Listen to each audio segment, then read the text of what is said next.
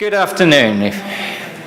My name is Julian Heather. I am, for those of you who don't know me, I am chair of the Faculty Senate, and I'd like to thank you all for coming out to this Livingston lecture. I know the weather out there is kind of wet and kind of miserable, and kind of like everything I grew up with and why I left the UK. So this is the Livingston Annual Faculty Lecture, and it's a lecture given by the recipient of the Livingston Award, who this year is Dr. Ted Lasher. The award is named after John Livingston, who gave the first Distinguished Faculty Convocation, I think in 1959. And I think that word, distinguished, or those two words, distinguished faculty, are what makes this a very important and special award.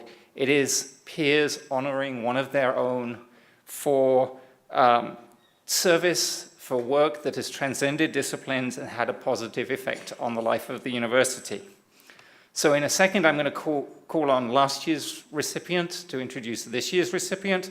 But before I do that, I want to remind you that, or I want to tell you that after the lecture, there will be a brief award ceremony. I'll present a plaque, and there will be some food, which is going to be back in the far left-hand corner as I'm looking at it. Okay? So with that said, I'd like to introduce Dr. Christine Miller, a professor of communication studies, who was the recipient of last year's award and stood up here, made a fabulous lecture, and she's going to introduce this year's recipient. So please welcome Dr. Christine Miller.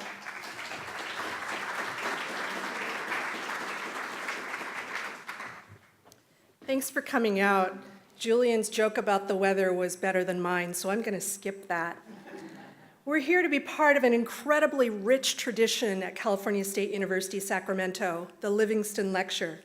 In Jack Livingston's memory, a university convocation is held each year to honor a distinguished member of the Sac State faculty who's played an active role in the life of the institution, including governance, who's displayed a consistent collegiality, and who's shown a strong commitment to students while maintaining an active participation in creative and scholarly activities. Jack's legacy is documented in the program, and the past recipients are listed. But to connect that legacy to this year's awardee, we're going to play a couple of games today. Yeah, I know. Sorry. The first one is, who did it? I'm going to state a fact, and you have to determine whether it was Jack Livingston or our honoree today, Ted Lasher. Here are the facts, and you can tell me whether it's Jack or Ted. 21 years at Sacramento State. Ted is correct. Jack was here for 27. Advanced degree from UC Berkeley. Both. Jack had a master's degree from Berkeley and Ted a PhD. Department chair? Both. Those of you who know Jack Livingston was chair of government, and Ted is has been chair of Department of Public Policy. Acting dean. Ted is true, so is Jack. Senate chair. Jack. Ted came close, he was vice chair. Thanks for playing our game. You notice anything? So many similarities between the two of them? Now we're going to play a little similar game, Who Said It?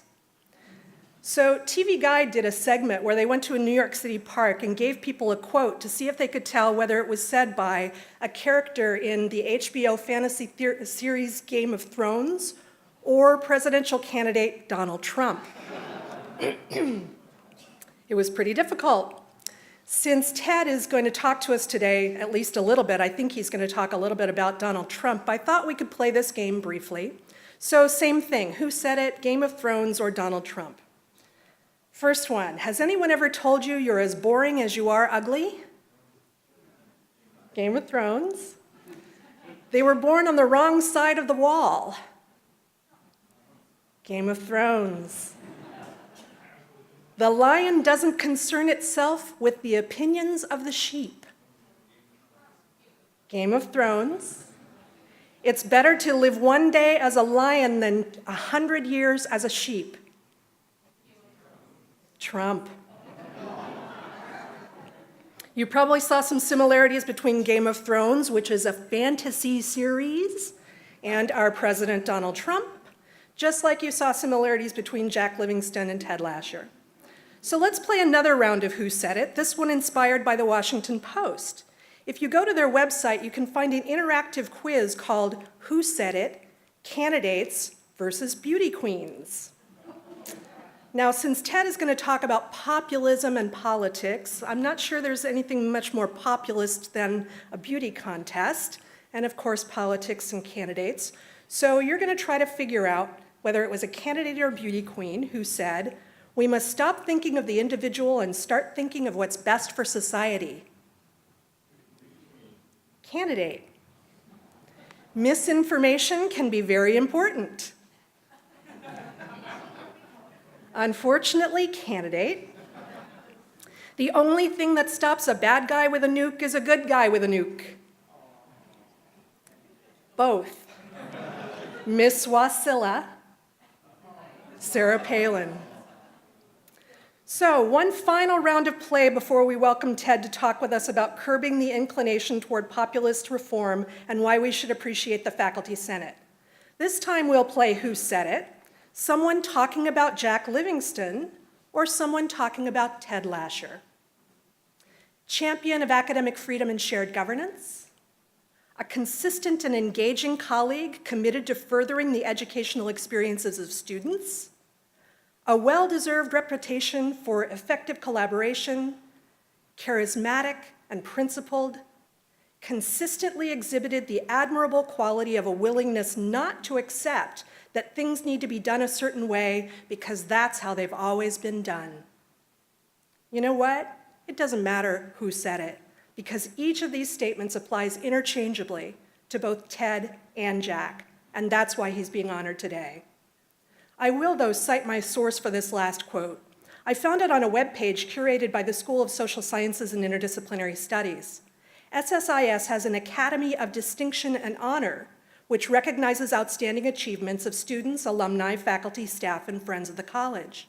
John C. Livingston was inducted into the Academy, and on the page devoted to him is a quote that says, "Can the human trust and civic decency on which depend the lives of colleges and neighborhoods alike be bought at any cheaper price than liberty?"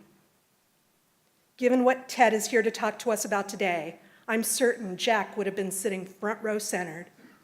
So, Hornet family, I give you the 2017 Livingston Lecturer, Ted Lasher.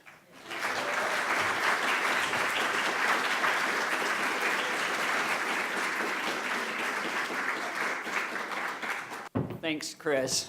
It's going to be hard to top that. I'm tempted to say, let's go right to the refreshments. Thank you, and thank you to the Livingston Committee. It really is an honor to be here. And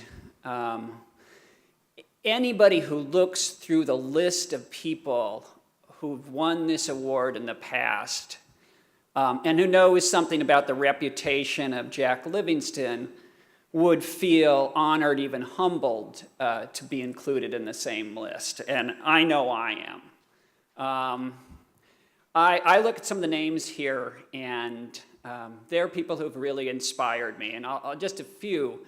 I look at Christy Jensen, who was my first mentor here at Sac State, and my great friend, and one of the perhaps the longest, farthest sighted people that I've known in academics. I know that Otis Scott, who was dean when I was associate dean, who I think comes as close to being a Renaissance man as this campus has ever produced. I see my friend Roberto Pomo, who makes every conversation a joy. I will, however, tell you that he's threatened to throw tomatoes from his garden at me if I get off track. Sac State has really been great for me, and there are many people I could thank for their support, ideas, and advice, and there are really too many for me to name everybody. So I'm just going to name a few people. I want to thank the Renaissance Society. I've been involved with them the last few years, and that's been a real joy, an unexpected joy. I want to thank my PPA and my honors students. It's sort of hard I've really enjoyed them. It's sort of hard for me to imagine life without them. I want to give a special thanks to the person who nominated me, Rob Wassmer. Some people don't know something about Rob. Rob is probably the best person I know on campus for looking out for distinctions, opportunities for colleagues that he thinks would be appropriate. And I think some people talk like this, but Rob actually lives by the idea that if anybody else gets recognized, it helps all of us. And I'm really grateful for that. Most of all, I want to thank my family, my two sons, Alex, who's off watching birds in the Dominican Republic, Avery, who's taking a break from work right now and will be back as a junior in college next year, and my wife, Liz Posner, who is also a clinical instructor in communication disorders and is an alumna herself. So Sac State is really a family affair for us. This is an interesting time to give the Livingston Lecture, especially for a political scientist. And if I had gotten this award, say, some other year, I probably would have talked about a different topic. But it's February of 2017, and things are different. Many people are anxious right now, and I don't really blame them.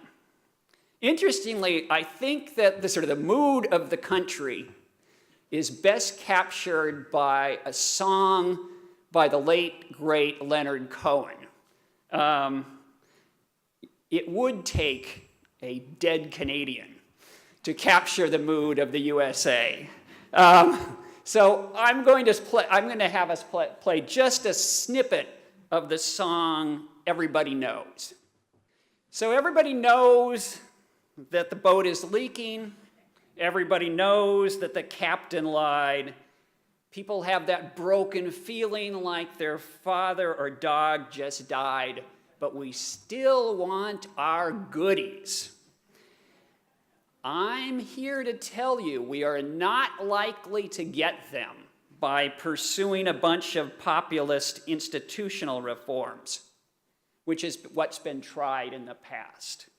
To step back, I'm going to consider some aspects of American national and state politics, drawing especially on my work on direct democracy at the state level, and then in the last part of the talk, consider how we might view our own faculty senate. You may disagree with some of my arguments, and that's fine with me, as I'm really trying to be somewhat provocative here. Now, we've seen past circumstances in which Americans have perceived an especially high level of corruption, bad performance and the like on the part of political leaders, and have responded with revulsion and a push to adopt populist institutional reforms. The impetus has often been the notion that traditional political institutions, especially legislative bodies, are hopelessly corrupt, and that things would be much better if we just move decision-making closer to the people. The idea is that the people as a whole are less corruptible. They'll be energized by greater involvement, and they'll be motivated to take governance very seriously. There are two big problems with this type of argument. In a nutshell, first, it overestimates the benefits we get from delegating, or it underestimates the benefits we get from delegating decisions to a smaller body that can call on expertise, confront arguments in more depth, consider longer run proposals, modify proposals, and evaluate options beyond the immediate ones on the table. So it underestimates, the value of representative institutions. But at the same time, it badly overestimates that people's general interest in politics and desire to get involved further. As a corollary, it underestimates the possibility that if you poll people who ordinarily could care less about politics into the political realm, it may be for reasons that we may find disturbing. There is a large political science literature and extensive survey as well as other evidence to back up what I'm saying about the views of the public. I won't try to summarize it all, but if you want a good place to start, I think the place to begin is a book called Stealth Democracy, America's Beliefs About Government, How Government Should Work, by John Hibbing and Elizabeth Thies Morse, which argues that Americans generally resent getting involved in politics and only do so because they sometimes don't trust the leaders who they see as self-interested. The last page of the book presents the argument in an especially neat, pointed form. And rather than reading it, I'll just leave it up there for a second for you to digest. It is drab. And they're not even completely sure all the time that they think it's necessary. Nevertheless, we've seen waves of support for populist institutional reform. For example, we saw this in the early 20th century when there was a push to establish the ballot initiative process in the American states, ostensibly to counter the too cozy relationships between lawmakers and the emerging industrial powers, such as the railroads.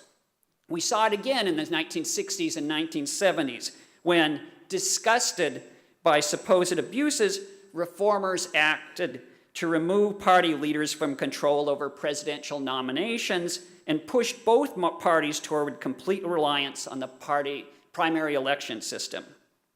And we see at least echoes of this in the present, with talk about the need to completely restructure our supposedly corrupt system of government. The results have often been worrisome. Consider first the presidential nominating process. I contend the system we were left with as a result of past reforms leaves us uncommonly vulnerable to nominating a candidate who is widely unacceptable. Why? This current system privileges results in a few demographically unrepresentative states that by tradition vote early. Think Iowa and New Hampshire. It also, in effect, rewards extremists who tend to vote more in primary elections because for a large part, because they're much easier to mobilize. It offers limited protection to candidates who may not be people's first choice, but are widely acceptable across the board. And the person I want you to think about in this regard is John Kasich. My suggestion is that with a different nominating system and different rules, it's quite likely that Kasich would have been the nominee. There was nothing inevitable about Trump. And finally, this was the one where you guys may disagree with me the most. It offers little role for political leaders with knowledge and concerns about how well a candidate will work with others. And here's where you guys may part company with me. I think that the problem in the last election was not too much involvement by the part of party leaders, but too little. That actually we would have done better with more superdelegates of the kind, people who had some sort of institutional commitment. But if there's a problem with the presidential nominating process, and if that illustrates some of the dangers of populist reform, I think it's even more apparent when we look at the ballot initiative process. In theory, this progressive era reform enabled citizens in states such as California to wrest control from big bad business by going around the legislature and taking measures directly to the people. In practice, and despite the mythology to the contrary, the California's ballot initiative played almost no role in advancing the progressive agenda, and very quickly was captured in terms of putting things on the ballot by special interests who are actually more interested in things like who can sell liquor and when can boxing matches be held.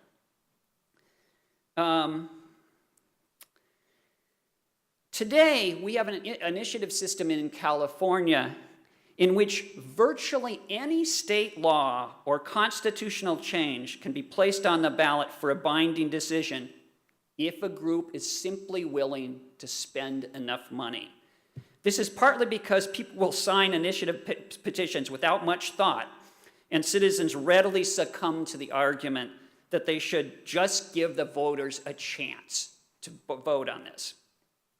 Special interests can't necessarily win at the ballot box, and actually there are a lot of special interest propositions that have lost. But what they can do is roll the dice, and sometimes those dice come up double sixes. Additionally, ballot initiatives go through almost none. I should probably be moving this on. No, sorry. Additional ballot initiatives go through almost none of the vetting to which regular legislation is subject. Along that time, and my PPA 210 students heard this the other day, I'm sometimes asked by reporters if I think it's terrible that so many ballot initiatives are thrown out in court decisions. And trying to answer with as little snarkiness as I can, I try to tell them that we should be grateful to the courts for throwing out so many initiatives that are badly drafted and badly constructed. There is one thing that ballot initiatives have shown that they can do effectively. And this is exactly the type of thing that should probably worry you about populist institutional reforms. Initiatives are commonly used by a somewhat passive majority to limit the rights and privileges of a more intense minority that has experienced discrimination and sometimes won victories in the traditional institutions of representative government and the judiciary. Thus, for example, over the last few decades, California voters have passed measures to overturn a fair housing law enacted by the state legislature, restrict busing for school integration, require English as the official language, curb affirmative action, eliminate benefits for illegal immigrants, and ban gay marriage. In fairness, voters have also often turned down some of the more restrictive proposals, such as multiple ones to quarantine AIDS victims in the 1980s. But most measures of this type have actually passed. Some, such as the famous Proposition 187 to ban immigrant benefits have been overturned by traditional political institutions, such as the court system. And what of measures to expand minority rights? Well, it so happens that this is a topic that I've been studying extensively. Professor Wesley Hussey from the Department of Government and I have been engaged in this massive coding project where we're looking at all the propositions on the ballot from 1946 to 2014. We're mainly focused on economic initiatives, but along the way, as we were looking at things that had more of an economic impact, I kept track of how many initiatives were on the ballot to expand minority rights. I found exactly one. And even that, the fate of that may disturb you. I found a measure on the 1946 ballot that aimed to establish an Equal Opportunities Commission and develop an equal opportunity law for the state. It was sponsored by Representative Augustus Hawkins, who some of you who are at least my age know went on to a very distinguished career in the U.S. House of Representatives, was actually the author of the Humphrey Hawkins Fair and Full Employment Act. It won 28% of the vote. And the official argument against it indicated that it was the communistic plot of promoting discord in democratic countries would be furthered by this act, which is both repelling on a substantive term and bothers me as somebody who cares about good English and concerns about passive construction.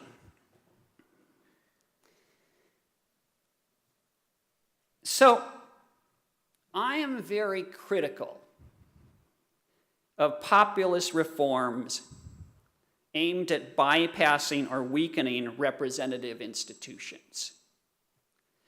And I look with horror at the idea of a national ballot initiative process.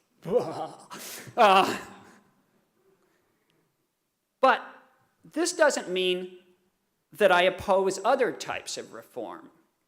For example, I would strongly support efforts to increase voting rights and protect voting rights, and would support a constitutional amendment to increase the protections of people with respect to voting. I also like to see people getting more involved in politics. So, to me, it's both thrilling and reassuring to see so many people get involved over the last few weeks.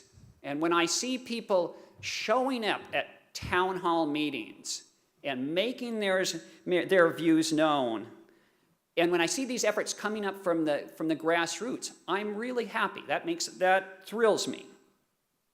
But we should be skeptical about the idea that how long this will last, and dubious about the notion that this signals some sort of long-term greater public interest in politics. We need to be realistic here. And it certainly doesn't mean that we can now safely move beyond representative institutions. Okay? This brings me to the Faculty Senate. Now, I don't think the Faculty Senate I hope Julian is happy about this, is nearly as unpopular as, say, the US Congress. But I get a strong sense that it's not beloved, and that service on it is widely seen as a chore. Even with my multiple terms of service on the body, I understand that sentiment. Like all legislative bodies, this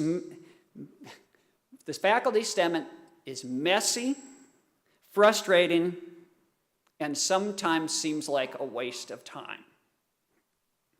As a current faculty senator, and as a rather impatient person, and I can look over at my wife and see her probably nodding her head, I can understand the frustrations that come when it's 4:45 in the afternoon and I need to get to my office hours and we're debating something like the placement of a comma in an amendment to the amendment. At this moment, it takes all the restraint I've built up over 6 decades on the planet not to rise and say something like this. Point of order, Mr. Chairman. Who cares? Yet, if we succumb to being simply snide, it's easy to miss the amount of good work that the Faculty Senate does. There are moments that are almost magical in the Senate. I've seen people sway arguments on proposals based on the force of logic or information about which other members were completely unaware. I've witnessed the Senate transform language that was well-meaning but unclear into something that truly does what was intended. And I've watched as people replaced unworkable plans with ones that were more feasible. Now, in the age of advanced technology, it would be possible to get rid of the Faculty Senate. We could set up a system whereby, say, academic affairs or student affairs submitted proposals to the whole faculty, and then they could cast votes on their computers from their offices or homes, say every couple weeks. I think people might find this interesting for a while. But then I predict something like the following would happen. You finish dinner and you sit down to grade those papers that you've been putting off for a week. You click into your email and see that you were supposed to vote on that new graduate student writing proposal by the end of the evening. This makes you cranky, since you don't currently even have any graduate students.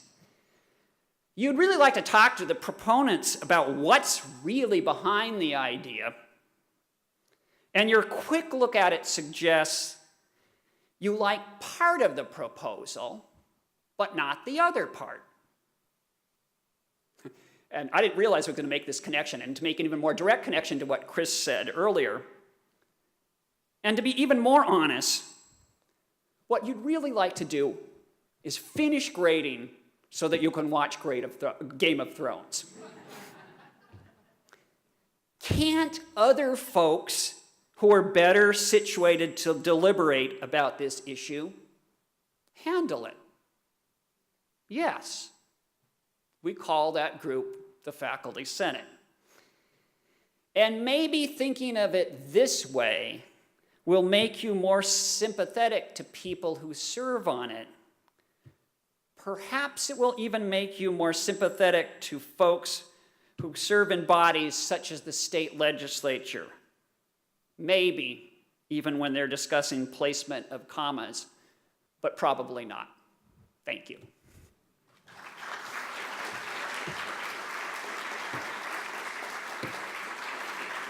Okay, so I did say wanted to leave some time for questions and answers. Yes, Professor Brina. Well, first of all, it's a point of personal privilege. So there's that. Where would you put the electoral college in your analysis of populism versus representative? That's a good question. I haven't thought about it. I think the electoral college reform is populist. And so in that sense, and I actually think there's some reason that might be desirable. But I'd say a couple things about electoral college reform. First, it's not going to happen. Period. There's no reason. The people who are advantaged by it now have no stake whatsoever to change things. So A, it's not possible. B, it wouldn't necessarily even solve all the problems. You guys may be surprised by this. You may be shocked by this. I'm going to actually argue that something Donald Trump said actually has a little bit of merit. That if we can't even be completely sure, although it's very likely, given the underlying dynamics, that if we hadn't had the Electoral College, that this last election would have turned out the way it was. Because if there was no Electoral College, both candidates would have campaigned very differently. They would have gone to different states and done different things. So even in this last election, although I think it's very unlikely it would change things, we might not have had a different result.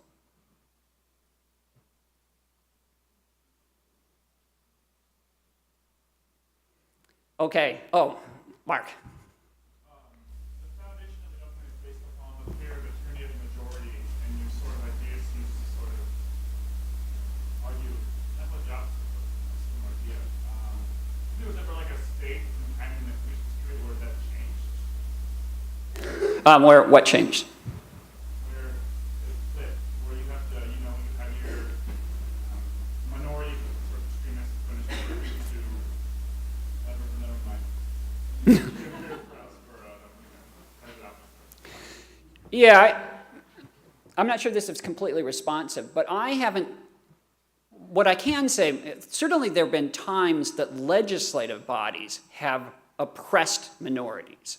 There can be no question about that, right? And we can find lots of oppressive laws over time, right? The question in so many areas of politics is compared to what? For example, I know that there is most of the literature that I've seen that looks at, say, LGBT rights generally suggests that legislatures have done a better job of protecting them than have initiatives, either at the state or local level. Wesley. Is there a way to save direct democracy without killing it? That's a good question. So a couple things. The way to save it isn't some of the ways that people commonly propose, I think. In other words, simply raising the signature requirements or things of that sort aren't going to do it. To me, the key would be to give the legislature more of a role in the initiative process, to actually send measures through the legislature or things of that type first, which is actually closer to what Switzerland does.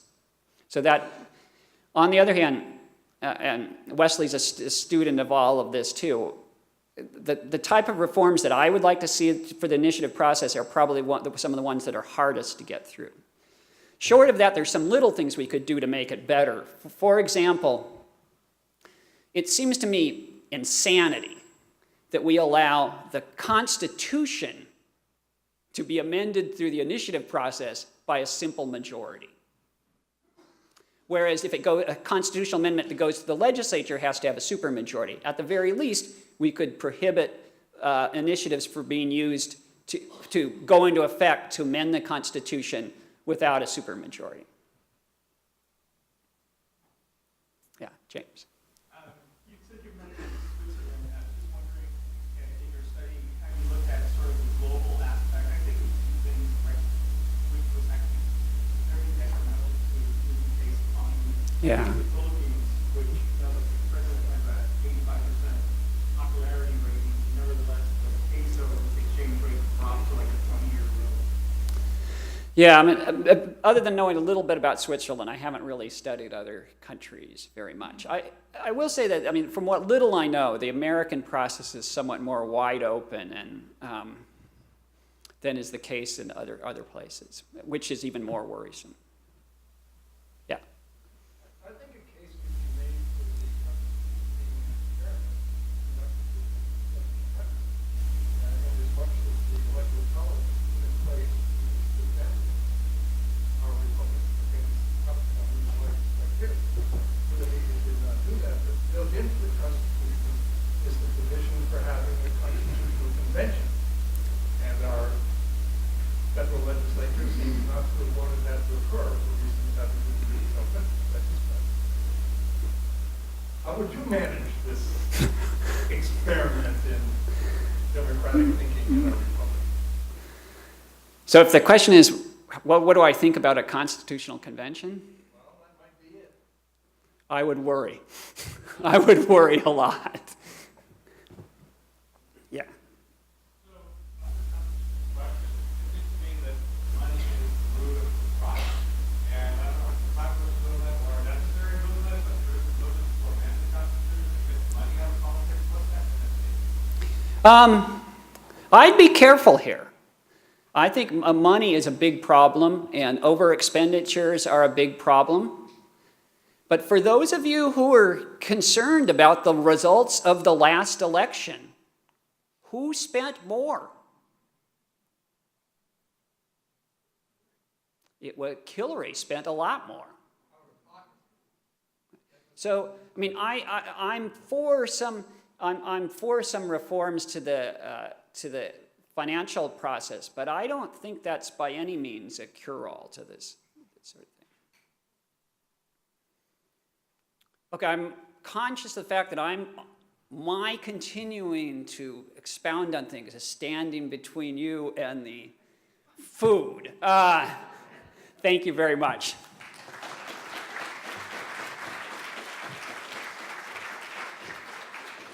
So I have a plaque that I'd like to present. It says, in recognition for his outstanding intellectual leadership, California State University, Sacramento honors Dr. Edward L. Lasher Jr. on the occasion of his delivery of the John C. Livingston Annual Faculty Lecture 2016-2017. Please join me one more time in congratulating and honoring a fabulous colleague, faculty, and senator. I couldn't be prouder to work with him. Thank you very much. Thanks. Hold it that way. There you go.